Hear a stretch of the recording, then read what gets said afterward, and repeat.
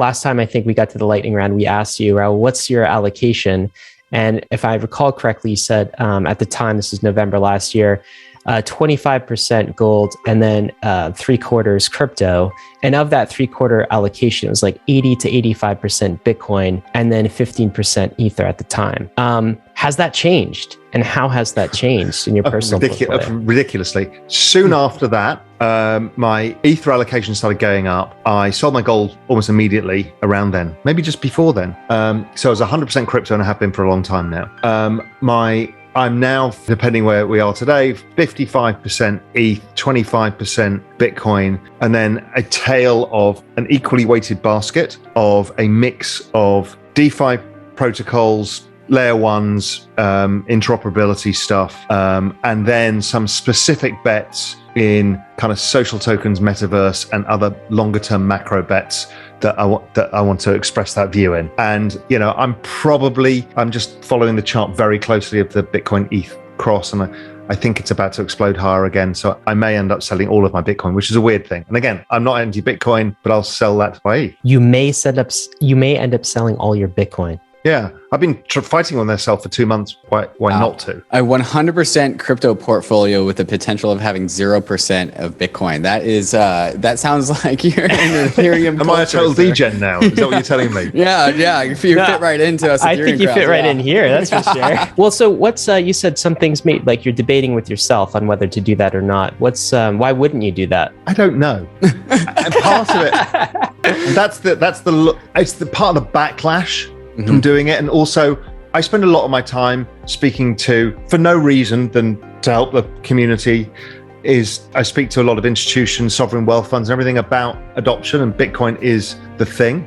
I get my sister-in-law into it, and I get as many people as I can. So it feels disingenuous if I don't own it. I passionately believe in it. So it's a weird thing that as an asset allocation, it's suboptimal, but for the greater good, it's probably the right thing to do. So somewhere between not selling all of it and keeping some of it, so I can still say, obviously, I've still got Bitcoin, but it'll only be 5%. So something like that, I think.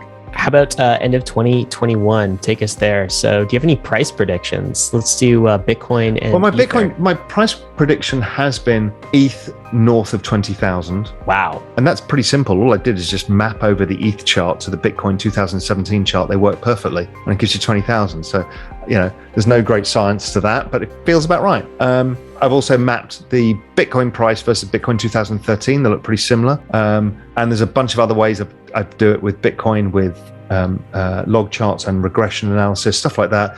Generally speaking, I think it's somewhere between 250 to 400,000 with an outside chance of 1 million if we get an extended cycle. We're talking the end of 2021, or are we talking longer term than that? End of 2021, March 2022, something like that. Wow.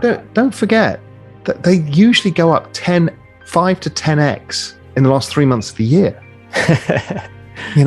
So, we haven't even got to the all-time high, but let's say Bitcoin goes up, 5x from the 60,000 high. That's 350. That'd be very normal rally for year end, considering we're about to have an ETF. And if I'm right, we might see the central bank pivoting to more printing. They may not print more money this year, but they'll start talking about it. Those two things alone are enough to drive Bitcoin to 350, 5x from here. You do think we're about to have a Bitcoin ETF then? Gary Gensler's going to prove without question. It's probably coming in October. Tell me, what is the most hopeful way we can come out on the other side of this rocky decade? My view has become somewhat different. Those factors are not going away, but we've got something else that I call the exponential age that's come into the middle of this. Over the next 10 years, we're already, all of us, dealing with this crypto exponentiality, right? We're starting to get our heads around what exponentiality means. When I say crypto goes up 5x in the last 3 months of the year, you kind of laugh, but you think, yeah, it's possible. Right, that's understanding. I definitely do. That's what exponential means, right? We're starting to get our heads around this. But we've got all at the same time the largest confluence of technologies that are all into maturity, i.e. the exponential stage. That's AI, robotics, genetic sciences, EVs, green energy. We have distributed computing power, Internet of Things, wearable technology. There's autonomous vehicles. There's a whole bunch of these things that are game-changing. Literally, we can't get our heads around what this all means. And it's all going to happen at the same time. Now, there is a decent probability that changes the trend rate of growth finally. And then there is another probability that if you stick any money into any of these things, you can make some real returns, some really gigantic returns. And we talked about it in the crypto space. So a lot of people, I used to argue that average millennial at 32 years old was pretty screwed because their parents got an opportunity of all-time cheap valuations of equities, all-time cheap valuation of property, all-time cheap valuation of bonds and credit. They couldn't help but make money by just saving some money. They screwed it up by borrowing money, but that's what they did. And they borrowed money because their wages didn't go up. And I've proven that out over time. It's amazing. If you adjust household debt for wages and look at the total savings, the total amount, it's basically stayed consistent. They've just topped up their loss of purchasing power over time. But the millennials were faced with all-time record property prices, all-time record equity prices, all-time record credit prices, fixed income prices. So what was their marginal expected return was so low that they didn't bother saving. Then 2020 came along and it changed everything because you financialized the whole lot of them in one go. And crypto is a lot of this opportunity, and a lot of them are investing in stuff like ARK, which is these long shot future things. And I think that's dead right. I think there's a huge opportunity for people, both in building businesses, investing in stuff, and just the chance for society to adapt at a rapid pace. But it's going to leave a lot of people behind because people fear change. And if you're not used to it, you're going to get terrified. I mean, look at the narratives that are going on right now. Vaccine, anti-vaccine. What is that about? Technology. Elon Musk, self-driving cars, Tesla, the hatred and the love. What is that about? Technology. Cathie Wood. I mean, why people are creating an anti-Cathie Wood ETF? That's beyond me. Why? Technology. What is going on with global warming? Why do people fear that? Technology. Why do people fear Bitcoin? Technology. Why do Bitcoin people fear Ethereum? Technology. It's this unprecedented rise in technology that is making us all feel like, Christ, I can't keep up. And I don't want things to change as fast. And that's driving societal problems on a scale, and that's not going away unless society participates in change and benefits. But we're still fighting about a vaccine, saying, there's a benefit, basically free for everybody, and half the people don't want it because it's technology.